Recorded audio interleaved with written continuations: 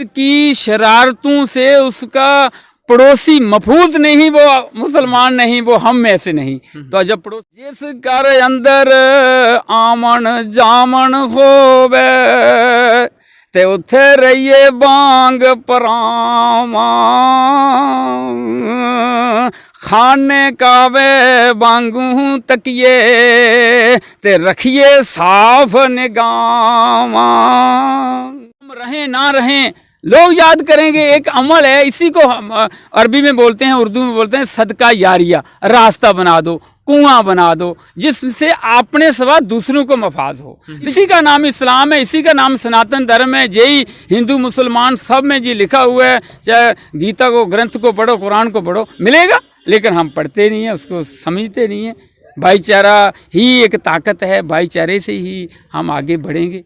किसी का भला करो, किसी बुराई से रुक जाओ, हम वहाँ से रुकेंगे नहीं। तो बकरे को जबा करते रहे तो उसका माना कुर्बानी नहीं है। कुर्बानी का माना यही है कि अपने नफ्स को रोकना है, उसकी कुर्बानी देनी। कंजरां दी लख सेवा करिए ते ओ कदे नियो रजदे, थोर किकर दी गोडी करिए अंब कदे नियो लगदे।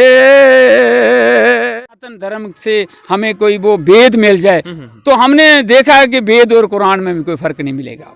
वन के सभी श्रोताओं का एक बार फिर से NH1 में स्वागत है। और साथियों, मैं हूं आपका अपना दोस्त प्रदीप शर्मा। सबसे पहले तो बकरीद की सभी को बहुत बहुत मुबारकें। NH1 की सारी टीम की तरफ से सभी को एक बार फिर से शुभकामनाएं।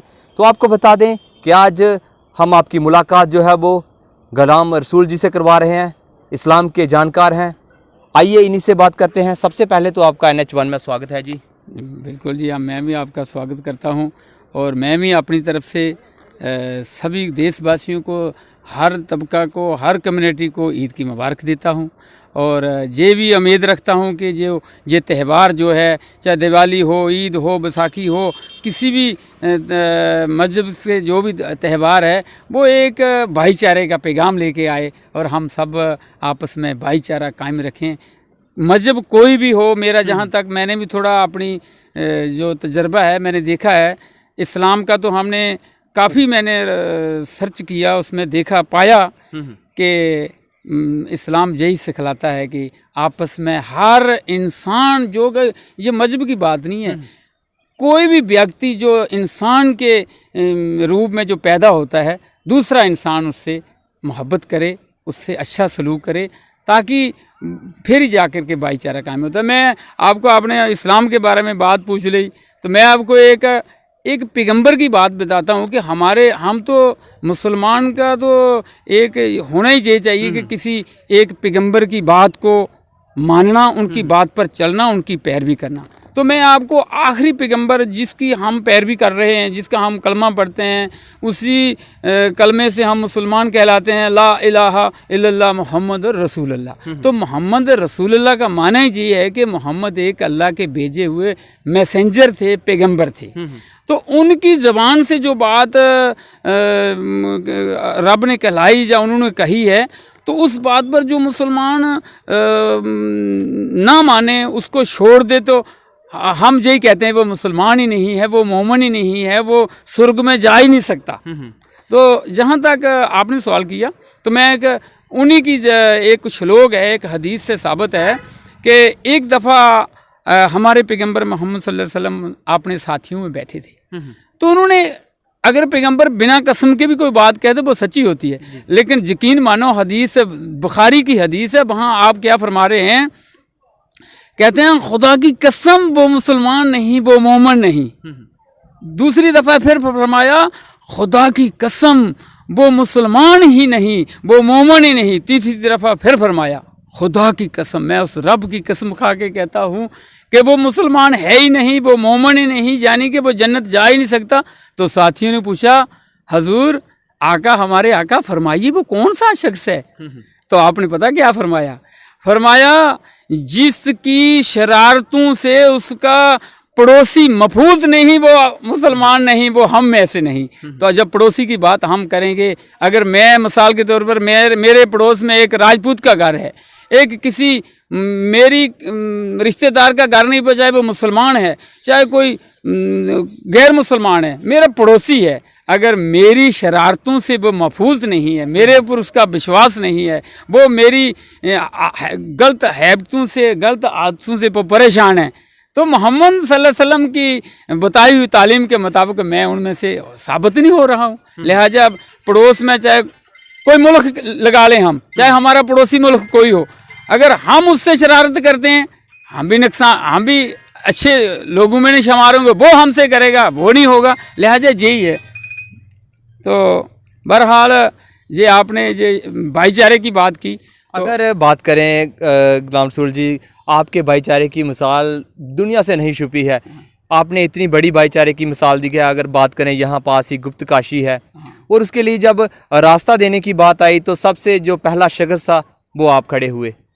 क्या लगता है आपको, यहाँ पे अगर देखने को मिलता है कि आपसे बड़ी कोई भाईचारे की मिसाल नहीं होती? मैं तो ये कहता हूँ कि अगर मुस्लिम हूँ तो जब मैं किसी दूसरी कम्युनिटी का, दूसरे साथियों का मैं काम करूँगा तो एक वक्त ऐसा आएगा वो मेरे लिए काम करने के लिए खड़े हो जाएंगे।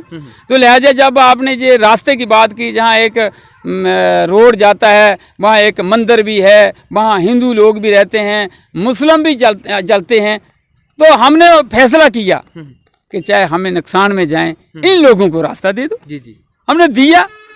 आपने पूछा, मैं नहीं चाहता कि मैं बात करूं, ये अच्छी बात नहीं, जो काम कर दिया वो एक खुदा के लिए करना है, लोगों की सेवा के लिए करना है। लोग चलेंगे, जाएंगे, आएंगे, हम रहें ना रहें, लोग याद करेंगे। एक अमल है, इसी को हम अरबी में बोलते हैं, उर्दू में बोलते हैं सदका यारिया। रास्ता बना दो, कुआं बना दो, जिससे अपने सवा दूसरों को मफाज हो। तो ये नहीं देखना उसमें कौन आ रहा है, मेरा बेटा नहीं आ रहा है, मेरा भाई नहीं आ रहा है। इंसान हों, लोग हों, कोई हों, इसी का नाम इस्लाम है, इसी का नाम सनातन धर्म है। यही हिंदू मुसलमान सब में जी लिखा हुआ है। चाहे गीता को, ग्रंथ को पढ़ो, कुरान को पढ़ो, मिलेगा, लेकिन हम पढ़ते नहीं हैं, उसको समझते नहीं हैं। भाईचारा ही एक ताकत है, भाईचारे से ही हम आगे बढ़ेंगे। तो हम ईद के त्यौहार से यही लोगों को पैगाम कहते हैं। अगर आप पूछें कि ईद की, जो लोग पूछते हैं जी ये कुर्बानी का क्या माना है, बिल्कुल आपने पूछना था, मैंने खुद कह देता हूँ कि बाई लोगों को पता नहीं कुर्बानी जी जानवरों को, बकरों को जमा करते हैं, भेड़ियों जमा करते हैं। असल में ये एक बात थी कि एक पैगंबर थे जिनका नाम हजरत इब्राहीम अलैहिस्सलाम था। तो खुदा ने उनका एक टेस्ट लेना चाहा, एक इम्तिहान लेना चाहा। तो उन्होंने कहा कि मैं इससे कोई एक प्यारी चीज़ देखता हूँ कि ये मेरे राह में दे सकते हैं। जैसे आपने पूछा कि कोई रास्ते की बात है, वहाँ ज़मीन आएगी, किसी ज़मीन आएगी, तो कोई पूछता है ये मुझे रास्ता दोगे, तो नहीं देते हैं। तो इसलिए कि उस आदमी को रब ने कहा कि तेरा बेटा है एक प्यारा, वो मुझे दे देगा। वो देना भी किस तरीके से, उसको जबा करना था। लेकिन वही रब बच्चे देने वाला है, वही बचाने वाला है। तो उसको जब कह दिया कि जाओ बच्चे को लेके, वो चला गया, बच्चे की माँ को साथ में ले गया। लेकिन उसकी बच्चे की माँ को ये पता नहीं ये कर क्या रहा है। जब चलते चलते उस जंगल में आए तो वहाँ जब वो वाक़या करना था, तो उसको वो आकाशवाणी से वो पैगाम था कि ऐसे करना है। वो ऐसे जब बच्चे को कर रहा था, उसने आंखें बंद की और उसके गर्दन पे छुरी चला रहा है अपने बच्चे के। तो खुदा ने समझ लिया कि ये तैयार है, ये मेरे लिए सब कुछ कर सकता है। तो रब ने क्या किया, एक दुम्बा, एक भेड़ू समझो, वो उसकी जगह जबा कर दिया, बच्चा बच गया। तो उसकी वो कुर्बानी, जो उसकी वो दिल की कुर्बानी थी, अपनी मंशा को कुर्बान किया, अपनी ख्वाहिशात को कुर्बान किया। तो ये हम जानवर जबा करते रहे, अपनी ख्वाहिशात को कंट्रोल नहीं करें। हम कोई हमें कहे जी किसी के काम आओ, किसी का भला करो, किसी बुराई से रुक जाओ, हम वहाँ से रुकेंगे नहीं। तो बकरे को जबा करते रहे तो उसका माना कुर्बानी नहीं है। कुर्बानी का माना यही है कि अपने नफ्स को रोकना है, उसकी कुर्बानी देनी है। तो यही इसका असली मकसद है। तो ये ईद जो है उस पैगंबर की एक अमल था, उसको जिंदा करने के लिए क़यामत तक चलता रहेगा। और ये बकरे तो ऐसे भी रोज़ जबा होते ही रहते हैं, लेकिन असल मकसद ये उसके बेटे की जगह ये बकरा है, ये है उसका। इसमें अगर इस्लाम में, जब मैं तो कहता हूँ, मैं बहुत दफ़ा मैं कोशिश करता हूँ कि सनातन धर्म से हमें कोई वो वेद मिल जाए।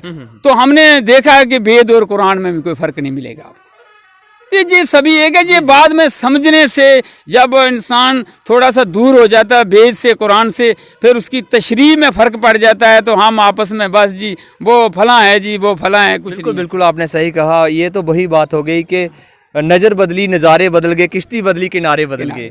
और अगर बात करें, आप बड़े अच्छे शेर व शायरी भी बड़ी अच्छी करते हैं, कुछ हमारे दर्शकों को वो भी थोड़ा सा चलो सुना वो दें। भी कहते हैं ना, हमें जहाँ किसी के साथ बैठना उठना हो तो वहाँ भी एक शायर ने शेर बनाया। मैंने बोला, पंजाबी में बोला, जिस घर अंदर आमन जामन होवे ते उत्थे रहिए बांग परावा, खाने कावे बांगू तकिए ते रखिए साफ निगावा। इसी तरह एक बड़े साथी पसंद करते हैं, जी, वो कहते हैं कभी इंसान का दिल होता है ना जो, इसको भी ठीक करने वाली ताकत भी वो, हस्ती भी वो भगवान ही, खुदा ही होता है। तो उसमें एक शायर ने शेर बनाया। उसने कहा, दिल मेरे नू कल्ब मेरे नू जंदरावे लग्या ते कुंजीए साइयां हथ तेरे, ओ नाम खुदा दे ला छड़ जंदरा ते लो लगे तन मेरे। ते बड़ी बात है, एक वो कहते हैं ना कि कभी कभी ऐसा होता है कि कुछ करते रहो तो वहां से मिलता भी कुछ नहीं है। उसकी एक मिसाल मैं दे दूं आपको। कहते हैं, कंजरां दी लख सेवा करिए ते ओ कदे नी रजदे, ते थोर किकर दी गोडी ही करिए अंब कदे नी ओ लगदे। कुछ लोग ऐसे भी होते हैं, बस उनसे वो नहीं, वो मिसाल पेश की है कि कंजरां दी लख सेवा करिए ते ओ कदे नियो रजदे, थोर किकर दी गोडी करिए अंब कदे नियो लगदे। बहुत बढ़िया जी, बहुत बढ़िया। तो क्या संदेश क्या देना चाहेंगे, अगर बात करें ईद का त्यौहार आ चुका है अब, क्या आप उस पर क्या आता है, अपनी तरफ से क्या आपका पैगाम रहेगा? मैं अपनी तरफ से यही पैगाम देता हूँ कि इस तरीके से हम ईद का त्यौहार बनाएं कि सभी, किसी को कोई ये नहीं महसूस हो कि जे ऐसा अदा हुआ, ऐसा काम हुआ कि जे हमारे ख़िलाफ़ है, या हमारे कुछ है। हम ऐसे तरीके से ईद बनाएं, अच्छे तरीके से सबको ईद की मुबारक दें, सबको दावत दें, वो भी आएँ, हम भी आएँ, बैठें, मिलें एक दूसरे में, पड़ोस में, अच्छे तरीके से, मतलब जो किसी को, हर किसी को वो पसंद हो, वो काम करें। धन्यवाद। तो ये थे हमारे साथ इस्लामिक जानकार गुलाम रसूल जी। ईद के इस मौके पे इन्होंने अपनी तरफ से क्या पैगाम दिया है, आप सब ने भी वो सुन लिया है। तो हम भी NH1 के सभी श्रोताओं से यही कहेंगे कि फिर से एक बार यही कहेंगे कि सबको ईद की बहुत बहुत मुबारकें और अच्छे तरीके से ईद मनाएं। जैसा इन्होंने भी कहा है कि ऐसा हमें कुछ नहीं करना चाहिए जिससे कि दूसरे का दिल जो है वो दुखे।